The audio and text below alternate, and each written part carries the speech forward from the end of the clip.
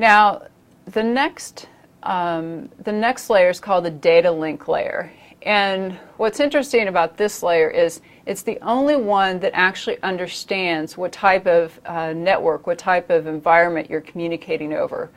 For example, are you communicating over token ring, or is it Ethernet, or is it 802.11, a wireless? It's only at the data link layer those protocols understand. All of the other protocols, they don't care. They don't need to know. They have their own functionality. It's the data link layer that must know this is a token ring environment. And what happens is that at the data link layer, it puts a header and trailer on and then its frame. What happened? The CAN definition of what takes place at the data link layer is framing, and that just means the very last header and the very last trailer is going to go onto this frame. So how that's used is when you send your frame over to me at my data link, I have to be using token ring. If I'm using Ethernet, Ethernet will have absolutely no idea how to interpret that data. When the actual frame gets up to my data link level, it'll be Ethernet, and only Ethernet understands its header and trailer. It doesn't understand the token ring header and trailer. So we're going to look at actually there's two components of the data link layer that breaks down into token ring and Ethernet and 802.11 and the various WAN protocols. Now they actually has sublayers. The data link layer actually has sublayers, which is 802.2 and 802.3. Now these 802 numbers, what are they? Where do they come from? Well, they're IEEE numbers. IEEE comes up with the standards of how protocols are to be developed, and the vendors need to follow these standards so that the different protocols can actually communicate. So at the data link layer, you can have a lot of different protocols. It could be Ethernet, or token ring, or 802.11. It could be X.25, frame relay, whatever. But it'll be broken up into these two layers. Basically, the logical link control layer will stay the same. It's going to be getting data from the network layer, and that's going to be static. And then there's a bottom layer that's called the Media Access Control Layer, MAC layer.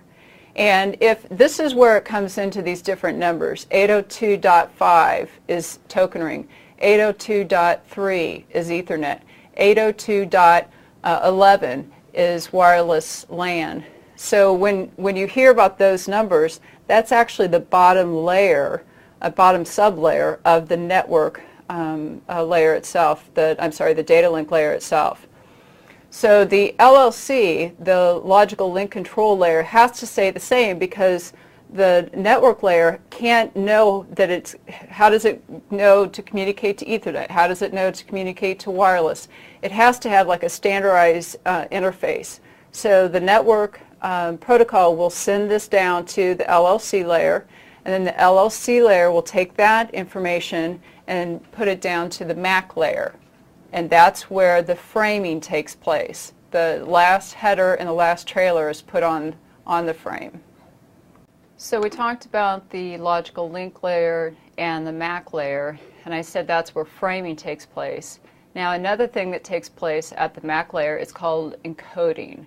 Encoding means how, if it's digital, what the digital signals are actually going to look like, because the signaling is different for the different types of technologies that work at data link. So if it's token ring, then the actual frame is going to be encoded into like a specific digital format. Encoding is what is the digital, or what is the actual signaling looks like. Because a lot of us, we think about bits and ones and zeros, but that's not exactly how it looks like on a digital line. It's not just down and then up and down and up. it'll have different encoding. So to equal 1, it may be a low voltage and then 2 high voltages. That would be equal 1. So each data link layer protocol has different encoding for the actual protocol or technology being used. If it's wireless, then it's not going to be using what's going to go on a copper line. It's going to be using radio waves. And it'll depend on the type of, like 802.11